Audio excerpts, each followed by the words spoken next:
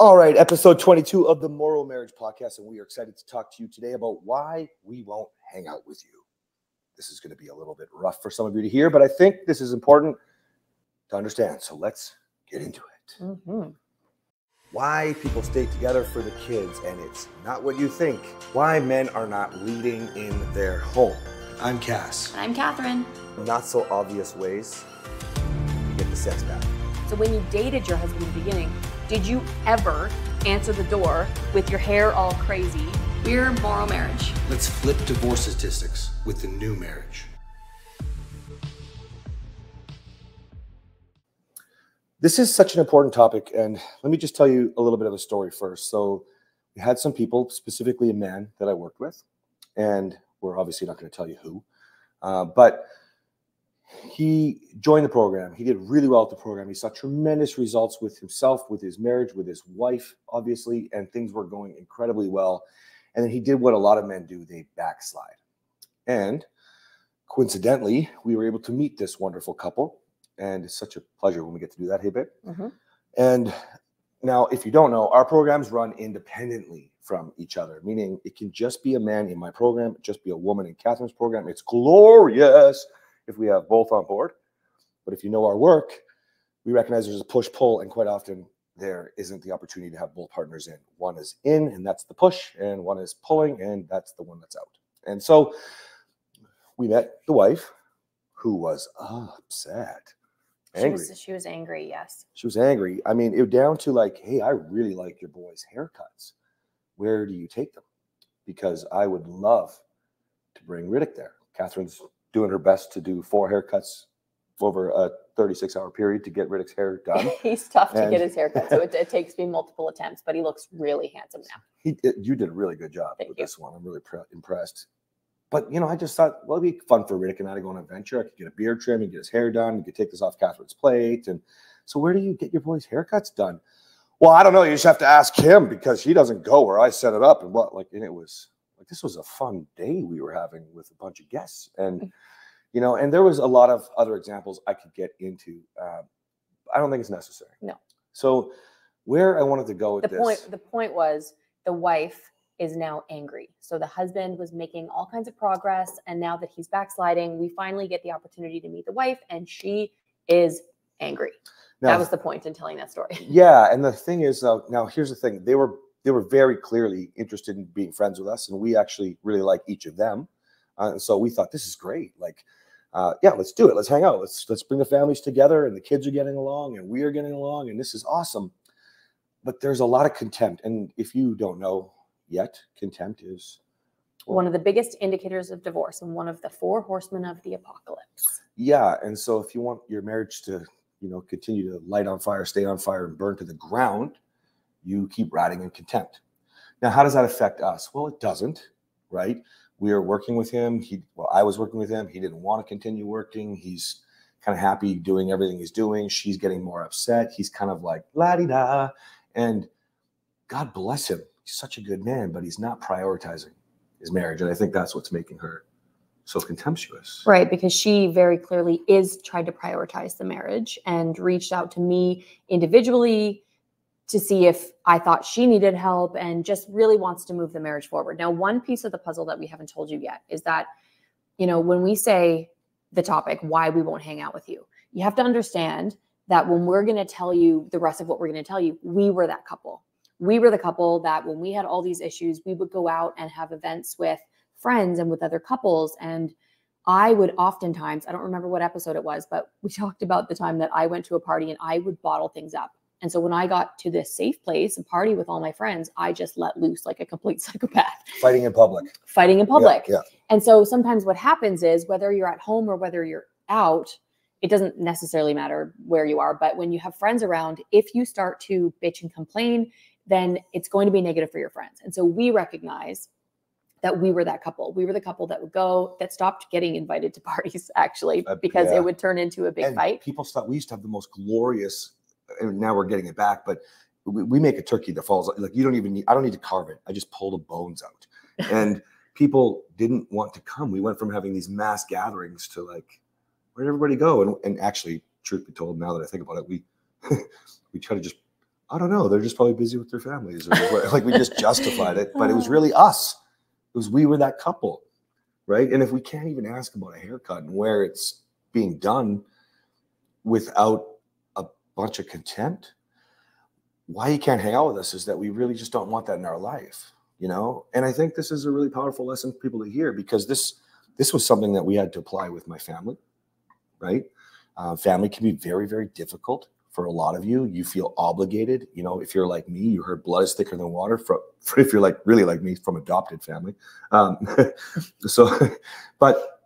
you almost feel this guilt and this shame and this inability to forgive, to let go, to grow, because these are people you feel obligated to have in your life. Another version would be friends that you've known for a really long time that maybe don't accept your partner, but maybe they don't know the whole story. There's so many factors. There's all different types of situations where you might be giving your energy to people that you shouldn't be giving your energy to. And when it comes to the couple that we were talking about, again, both very lovely people, Wonderful very people. lovely family. I actually hope that things can change and that we can move forward. But the thing is, if they are not going to get help, so we don't judge anybody, as you know, we help the worst cases. We help people that, I have this thing that I say, if we can't fix it, it can't be fixed. It can't be fixed, yeah. Right? If we can't help you, then it's hopeless. Yeah. Like, just call a divorce lawyer. And that's, I'm sort of joking there, but sort of not. We get all of the cases that they Therapists tell you to quit. You should just leave. Your friends tell you it's over. Yeah. Excuse me. And so we help those cases. So we're not judging this couple. The problem is that if you're not wanting to move forward, and that doesn't mean work with us. Yeah, no, it just means just move forward. If you don't want to move forward, you are going to go. Cass had a really good way of putting it, because he spoke to this gentleman and he said, you were on a downward spiral. I have worked too hard in my marriage to go on this downward spiral with you. And it might not be that the man is outward about the downward spiral, but if we hang out with the couple, we've already learned that the woman is a different person when she's angry and her husband is there. If her husband is not there, she was wonderful. It's completely different, because there's not that energy sucking layer of contempt. Mm-hmm. So I just want to just clarify that again, that it's not that we won't be around people that are toxic, or we won't be around people that need help, or we won't be around people that have problems. That's not it. Right. You just have to be willing to move forward. And again, does not have to be with us, but we need to see that you're trying to get help. If you have let us in on part of your marriage, if you let us in on the fact that you need help, but you won't accept help from us, you don't want to listen to any of the resources, you just want to pretend it's not happening, but you still want to have a couple's relationship. He said it perfectly. He said, we're not going to do the couples thing with a couple that doesn't want to be a couple. The wife wants to be a couple, wants to have a marriage. The husband, I'm sure he wants to have a marriage, but he wants to sweep everything under the rug and pretend it's not there. Yeah, and I don't know, because I was trying to let you girls do your thing and I was working, but I'm under the impression that there's a lot more going on that he hasn't allowed me in on. And here's the thing, to any one of you that's out there that wants to make a change in your marriage, again, it does not have to be with us. We can't actually do. Our goal is to disrupt divorce. That's a 30-year goal. We want our children to know a normalcy of commitment, being honored, of love, being respected.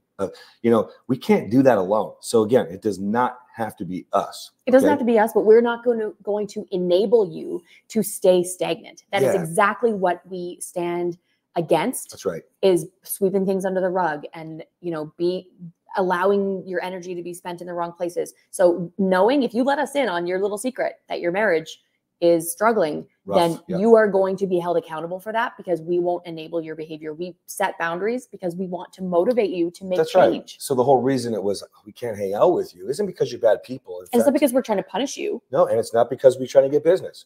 It's literally because we have worked way too damn hard to encourage any negative behavior in our life. We do that all day with work. Okay. So if we're going to have a good time, then we need to be able to have the right, you are who you surround yourself with. And I want to talk about that because I want to give you guys practical steps to move forward. But first, I just want to say this. In a few episodes, I have it planned out where we're going to talk about how to pick the right therapist, coach, course, mentor, whatever it is that you need, even if it's surrounding yourself with the right people. But hopefully we'll cover that here today. Let's just spin it off of marriage for a second. If you want to do well with business, why are you listening to your parents who tell you, no, go work your job, you can't do it? A good example of this would be just people in your life. People are telling me to go get a job when we lost our gym. We had a 7-figure gym before COVID. We lost it during COVID. And people are like, you need to go shovel snow. You need to go work at Home Depot. I was like, why? That's not going to change my life. And so I stopped talking to them about it. Okay. Now they were my neighbors, so I didn't stop talking to them, but I didn't have to hang out with them and have these conversations about it. Why would I talk to somebody who's holding me back? Look where we are now. Look at the view. You can't see, but there's a big view of a beautiful lake out there. We're on top of a mountain, like in the city. Like, you don't need to do what you think you need to do because you're obligated to have these people in your life, whether that's new people like this couple that we're talking about, or whether it's people you've grown up with, whether it's people that have raised you, whether that's people that you think are the biggest, brightest. If they don't have what you want, worse, if they bring energy or advice that takes you from what you want, ditch them. Ditch them. You have no obligation to that. You have an obligation to yourself. You have an obligation to your partner. Yeah, absolutely. And, it's good to have people that are where you want to be. So people that you can strive with, right? Like, you see where they are and you say, I want that. And it helps you motivate yourself. It helps you to get where you want to be because you see that it's possible. It's good to have those people. And with respect to this other couple, on the relationship side, it's also good to have people that do need help. But when somebody needs help and doesn't want to get help, so that could be the same thing with, with business. That's what he's trying to say. If someone is holding you back, if someone doesn't want to grow with you, then they'll be your anchor. Never your booster. Never your booster. Yeah. But let's talk about that with marriage for a second, because a lot of you are going to hear that statement and you're going to think, yeah, I'm the only one trying. I get all this negativity from my partner. Yeah, but this whole thing is about you taking responsibility for who you want in your life so you're not negatively impacted or influenced.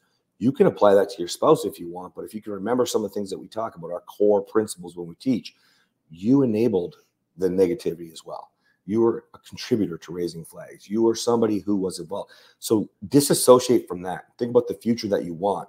Get your partner on board by leading by example. You like to say role model. I like to say lead or influence.